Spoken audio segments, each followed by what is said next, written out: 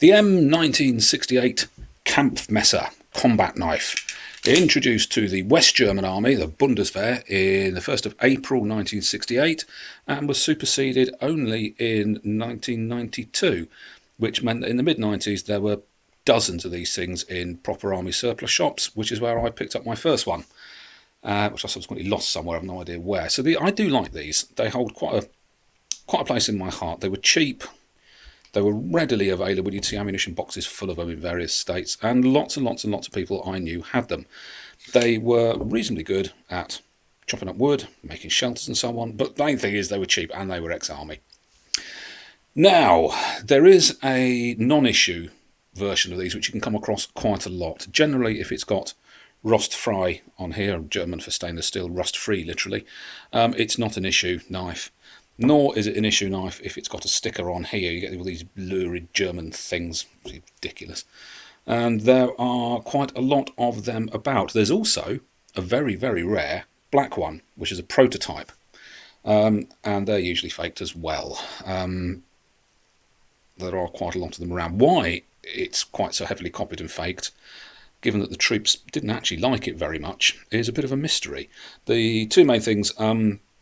apparently the handle isn't very ergonomic. Well, unless the Huns have got particularly strange shaped hands, I would actually rather disagree. The steel, which I can't find out what it is, it's not very good.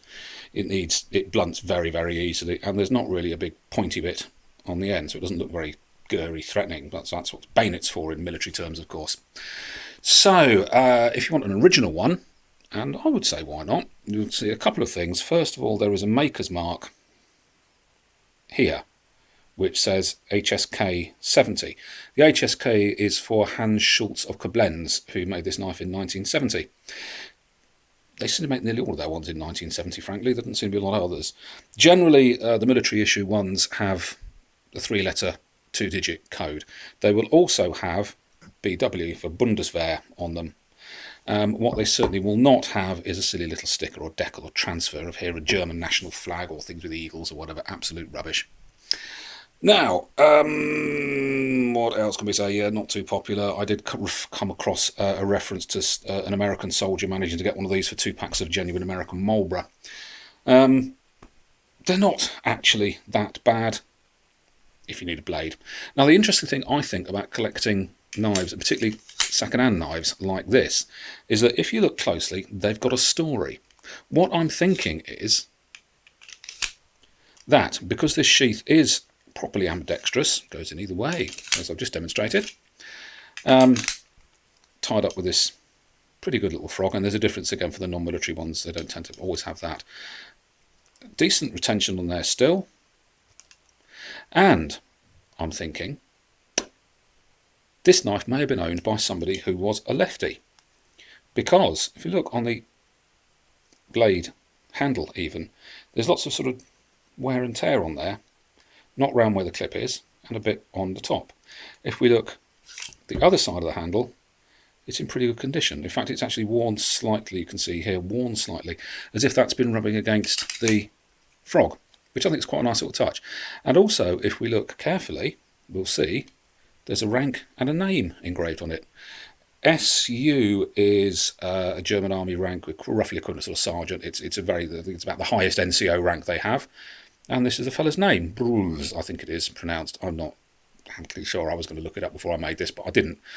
So that's it. It's an interesting piece for if you like collecting knives, because it's got just that little bit of personal history about it, which is something I quite like. Overall, the knife itself, it's pretty tough. It's not great. Our military knives generally aren't very good for, well, for various reasons. They don't tend to use them very much, tend to give them bayonets. But if you want, as I was going to say, in the 1990s, if you wanted a decent solid knife that wasn't very expensive, you got one of these, because they are tough as old boots. They're not actually very good. They're now seen as being a bit collectible. Some people have big collections of these things, and all the different manufacturers. There's about 5 or 6 different manufacturers, and the various civilian versions, they are getting more expensive. This one was 30 quid, which I wouldn't want to pay that much more for one. They're sometimes, for God knows what reason, they are sometimes advertised as the SHK 70 knife, presume people are too lazy to look up them. They're also sometimes even, I've seen one website advertising it as the East German Army knife, which it certainly isn't. They had to make use of the AK-74 bayonet, which I have actually got one of, but it's frankly so rubbish I can't even remember where I put it. I would do a comparison with them, but, well, there isn't really. It's like trying to compare elephants with jelly, frankly.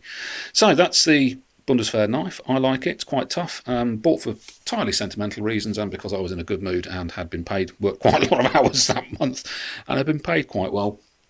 This particular example isn't particularly sharp. I don't really intend to sharpen it. I'm quite happy with it as it is.